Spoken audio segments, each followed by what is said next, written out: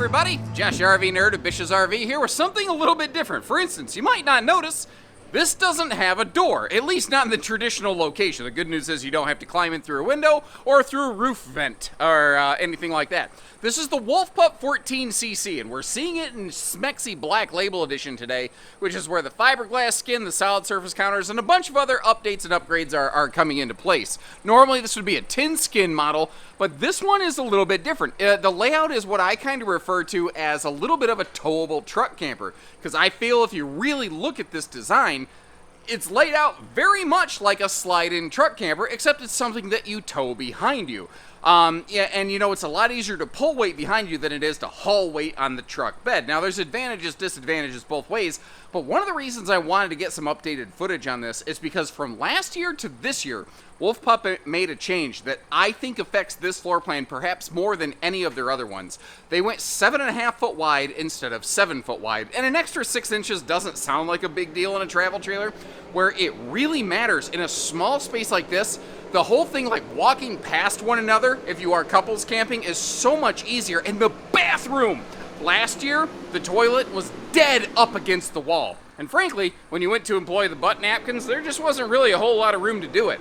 They have, with the extra body size, fixed that potential problem right there, and I think opened the doors to potentially all new buyers that wouldn't have considered this before. One of the other cool things about this, with the door off the backside, you can give it a kayakoscopy right up that sucker and have small toys without actually having a toy hauler. Now, one of the questions I always ask myself anytime I look at an RV, I always go like, who is this for? You know, what problem is this solving for? And this is just a different kind of solo or couples camper right here. And again, because you have this wide open hallway that goes straight out the entry door, I personally feel like this thing could work for some, I'll call it light duty enthusiasts. Like maybe somebody who wants to bring a bicycle with them, or you have like a portable dog pen and you need space to like haul the whole folding apparatus or something like that. Like this could work where just traditional layouts kind of fall short for you, you know? The new wider body on this, it's not a massive difference, but it really has a good feeling impact, especially like I'm standing in the hallway area right where you walk in the door between the split bathroom. We'll get a good look at that in a minute. And it's just, it feels so much better. So if there are two of you and you need to walk past one another now, it's so much easier to do that. This is an interesting way that I saw this set up, where someone kind of put the cushions, or the pillows rather, against the front wall to sort of make it like a daytime stretch out lounge. And I think that's an interesting idea. And it actually is like one step closer to an idea I had with this floor plan last year. What if a manufacturer made a version of this floor plan that was a Murphy bed? What if it was an east-west bed where the bed flipped up somehow during the day and left you a sofa right here? I feel like that could potentially expand the living space a little bit. You're going to have to lose a little bit of the storage under the bed to accomplish that, but I would be very interested in seeing that. I've also got a few other questions for you as we go, if you're willing to kind of entertain me. Now, personal storage, like clothing storage, is at a minimum here. Basically, that cabinet we're looking at is pretty much it. And I'll get you a little bit better look at that in just a second here. Up by the headboard area of the bed, these lights that we're looking at are part of the Black Label package, and they are a off blue and white light. So some folks like that little kind of blue light for reading, some folks don't. They give you the choice of what you want to do with it. And over here you see USB 2.0 and Type C plugs. And then you see this guy over here. This has a USB Type C plug, a 2.0 Type A plug on it, but it also has a conventional household outlet and all these other switches. That is a single point inverter. So if you're going to do a Cracker Barrel stayover and you want to be able to run a CPAP machine overnight, you can actually have it right by your head, or you can have phone chargers by your head, or whatever you need right by your head. The thing is, though, they kept the wiring in the walls. That's one of the benefits of this actually having a stick-built structure. They can put outlets and lights directly in the sidewall that laminated RVs cannot do. And that means that they were able to leave this headboard hollow. And if you look down in there, you can see actually maybe a handy little space for some Croc socks and undies. I'm not sure. But if you wanted to remove that headboard, one of the things that you could do is put a true queen bed into this floor plan, because that mattress is 60 inches wide. It's just only like 74, 75 inches long. It's a short queen. So it does have the ability to, accommodate a more conventional household bed. Now, one other thing I want to mention before I forget here is they're moving away from a lot of the Bluetooth command stuff. Those things are neat, like if you want to run a lot of slide outs, but the thing is, most of your wolf pups don't have slides. So the benefit you were getting for the extra cost, it was really pretty minimal juice worth the squeeze in the view of some people. It just all depends. Now, I have a special guest to introduce you to. This is Mr. Tyler Firestone here at my hometown Coldwater, Michigan store. And he was kind enough to jump in there and demonstrate the size and space of that underbed storage, which is it is also your outside pass-through storage. So you will want to kind of keep that in mind, where that is kind of a 2-for-1 space right there. But while we're looking around, one of the other things that I noticed here is this RV, its interesting layout comes with some different kind of challenges. It does not have a drawer in the kitchen anywhere. I would personally really like to see a small drawer right under that sink, because when you open that cabinet door, you notice how the storage doesn't actually go all the way down to the floor right there. That's because there's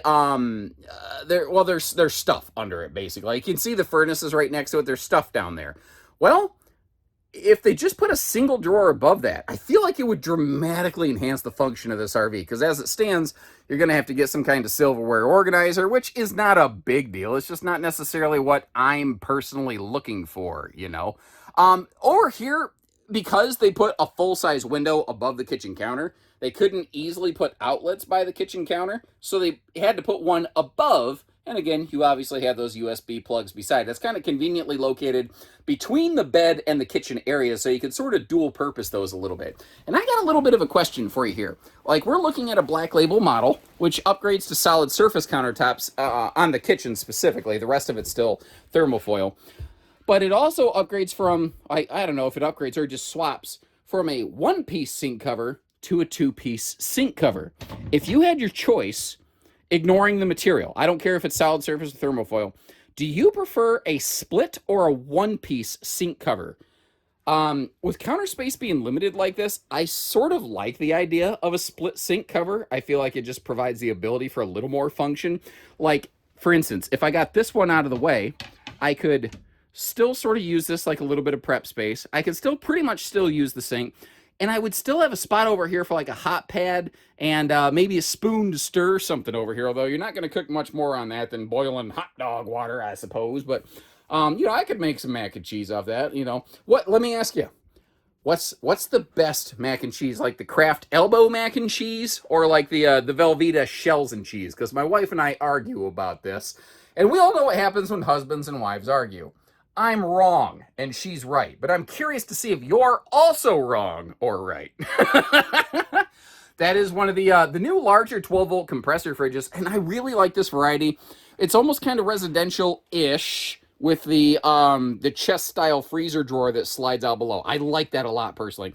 And this is another area I would really love your feedback here. So this is a standard dinette, and that's all they offer on this model.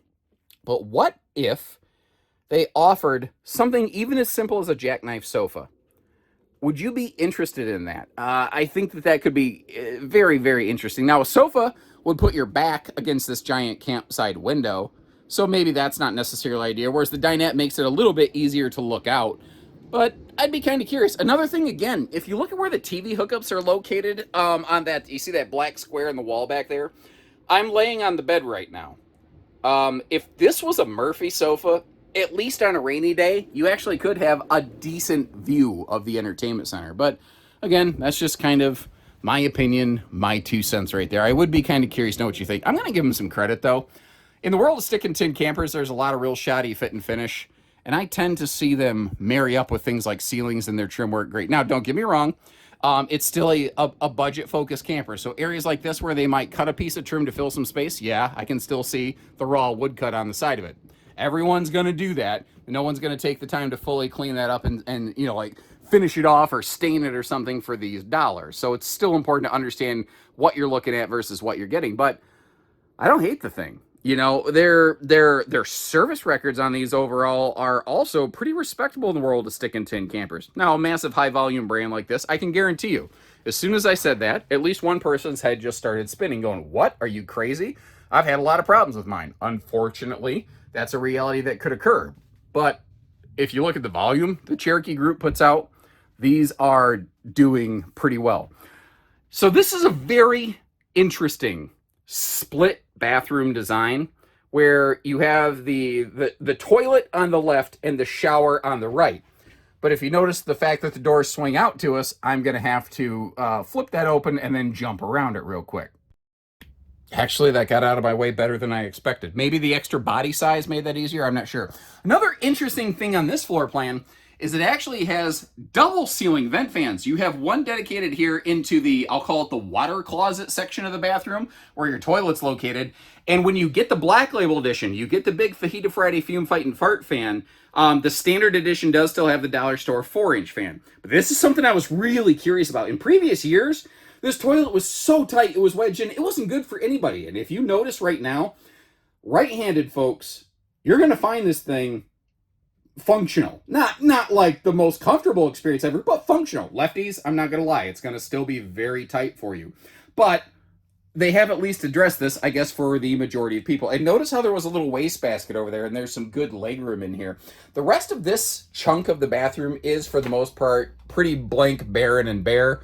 At the same time, though, I don't know what else it needs. I suppose a window on that blank wall right there might actually look pretty cool, but I also don't know that it would necessarily be any more functional. So getting that tag, every time I walk under that thing, has been slapping me in the head all day. The whole time I've been recording this. Anyway, now the Black Label edition here, we got that full viewing window in the entry door. It's privacy shade prepped. You can obviously just pop a privacy shade into that. It's pretty simple and easy. Now up top here, again, over in the shower space, first of all, doing the headroom test. If you listen closely, you can hear what's left of the peach fuzz on the top of my head scraping against that metal grate for the big fart fan up top there. It doesn't have a full true skylight, so it's not it's a 6.5 foot sidewall, and then you have to step up to clear the plumbing below the shower and tub enclosure. It is what it is. So I just want to be real about it. I hope you appreciate that. I'll point out stuff that isn't always awesome. Now the crazy shower hardware with the hand sprayer and the belly blaster apparatus over here, that's all part of the Black Label edition. The standard series won't have that. And it's interesting to me that even though the toilet is on the other side of the hallway, it still includes that little mini sink right there. But here's the thing. It is actually still a really good holder for things like shampoos and body washes and all that kind of stuff. Because otherwise there's really not good shelf space in this bathroom. So I'm actually still not annoyed that it's there. It just kind of depends a little bit on what you're looking for. And they're still rocking a little bit of what I call a shub. It's just deep enough. If you got to bathe a baby, you could do that. But it's also not so deep that getting into it is problematic, you know? And as we step outside here, this is kind of where I was talking about the fact that you could give it what I like to call a kayakoscopy, where you don't necessarily need a full-on toy hauler, you know?